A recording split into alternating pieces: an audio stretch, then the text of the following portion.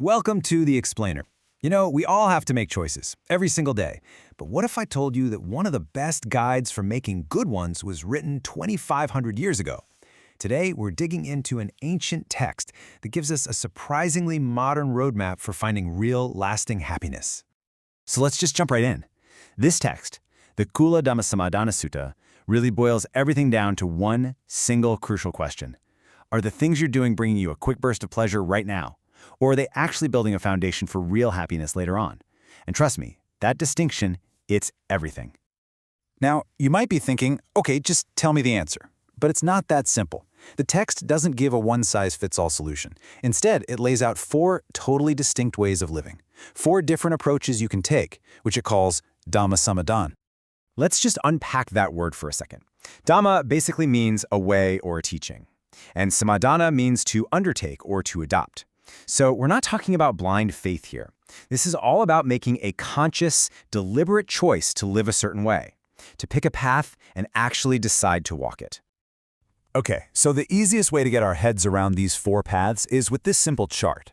Think of it like a decision matrix. On one axis, you've got how a practice feels right now. Is it pleasant or is it painful? And on the other axis, you've got the result it brings in the future. This gives us 4 very different outcomes, and, well, some are a lot smarter than others. First up, let's talk about the big one, the trap that probably gets most of us, the path that feels great in the moment but, you guessed it, leads to pain down the road. To explain this, the Buddha told this really powerful, kind of creepy story from nature. So the story starts with this one tiny little seed from a malua creeper. It's basically a parasitic vine. And this little seed lands on this huge, magnificent, strong sala tree. At this point, it looks totally harmless, right? It's just a seed. And as the vine starts to sprout, the spirit that's living in the tree isn't worried one bit. In fact, the text says she actually thinks the little vine feels kind of nice, soft and pleasant against her bark. What could possibly be the harm?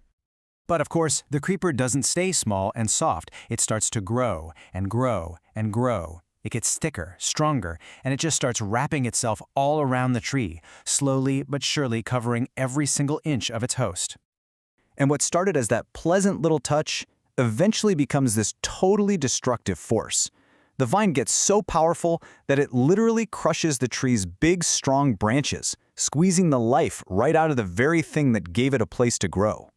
So here's the connection. That creeper, it's a metaphor for sensual indulgence. It feels good at first, just like the vine.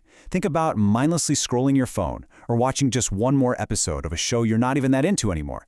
It's a quick hit of pleasure, but if you don't keep an eye on it, that little pleasure can grow into a craving that ends up causing real suffering later, just like that vine destroyed the tree.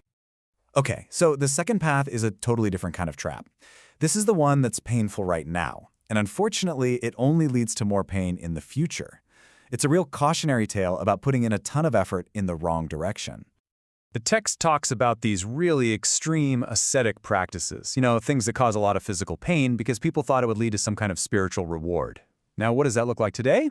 Well, it could be grinding away at a job you absolutely hate for a promotion that's just going to make you even more miserable. It's that no pain, no gain idea when it just leads to total burnout. The Buddhist point is crystal clear. This is just pain now for more pain later. A bad deal. All right, now we get to the good stuff. This is the first of the 2 skillful paths. And this one starts by acknowledging a really basic truth. Sometimes real growth is hard.